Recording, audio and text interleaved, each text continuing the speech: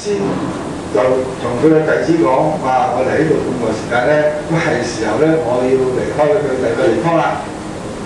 咁當然啦，西藏嘅人民啊嘅弟子咧，知道遼珂珈大士要離開佢哋啦喎，佢哋又傷心又擔心，咁所以賢師咧就親口就講出咗呢個儀軌，就話你哋唔需要擔心，你哋以後咧多啲念誦呢個儀軌，誠心去念誦呢個儀軌，我就會應我個心願咧翻嚟保佑你安全。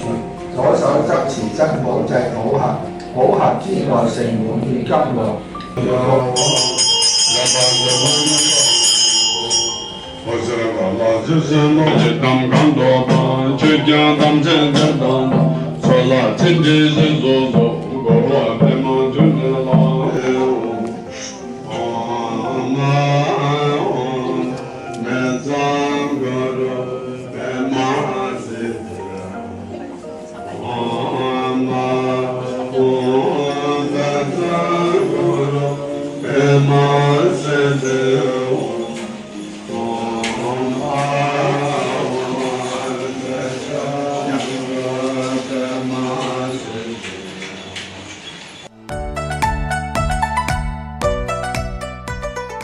當年咧，亦都係我哋好殊勝嘅因緣咧，就請到上一生嘅特色護法，就嚟到咧同我哋開光。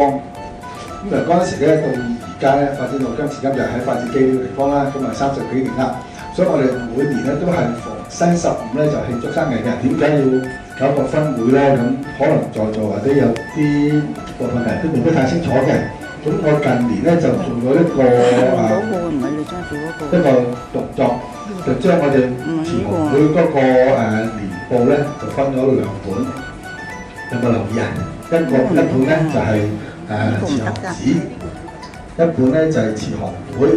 咁點解咧？希望對大家外界容易啲明白上師當年嘅心願都係咁嘅，先開咗個佛堂先。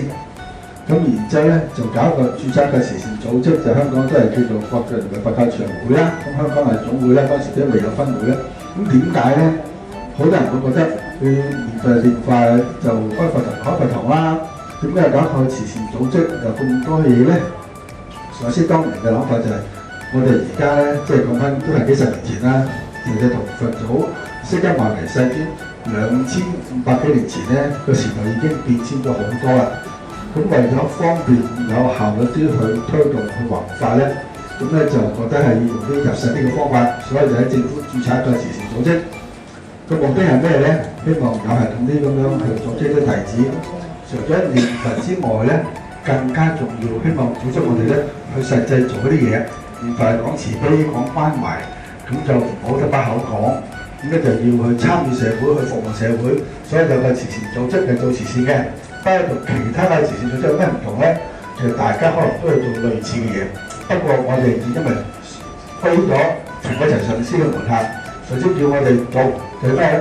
要實踐佛法，就係要關心人哋，所以就組織慈善組織，大家都做同一樣嘢。不過我哋以個學咗佛嘅心態去實踐修行咧，去做嘅服務嘅，主要係呢樣嘢。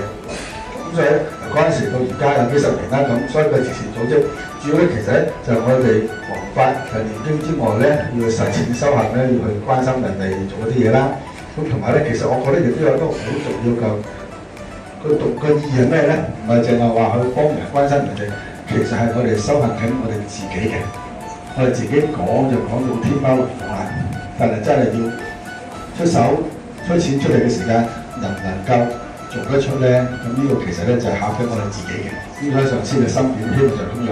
咁就咁嘅程度到而家澳門啦。咁其實就簡單就咁樣啦。所以今日咧就邀請大家嚟一齊同我哋慶祝，大家我哋一條心咧，希望咧就即係弘佛法、實踐佛法嘅心願咧，就搞呢個會。咁所以我哋開始慶祝嘅時間，第一件事我哋做咩咧？就係要唱會歌。唱會歌咧就我哋近年咧就咁樣開始，大家會留意咧，我哋有個手語版嘅，希望關心一啲喺聽方面唔係咁方便嘅人咧，同埋佢哋服務。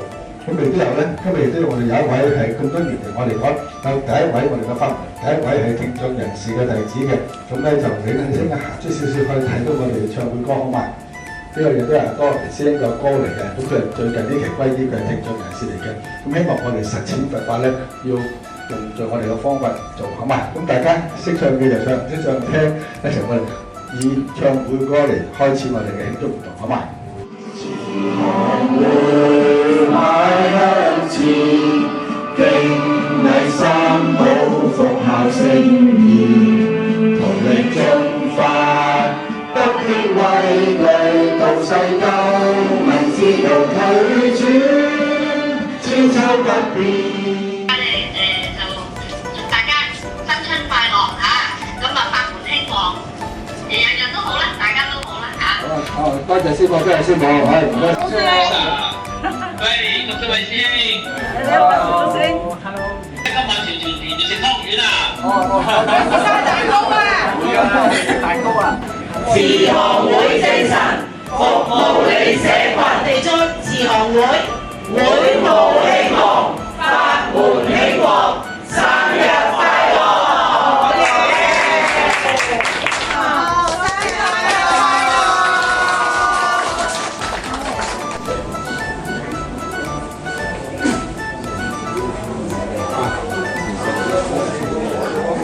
好。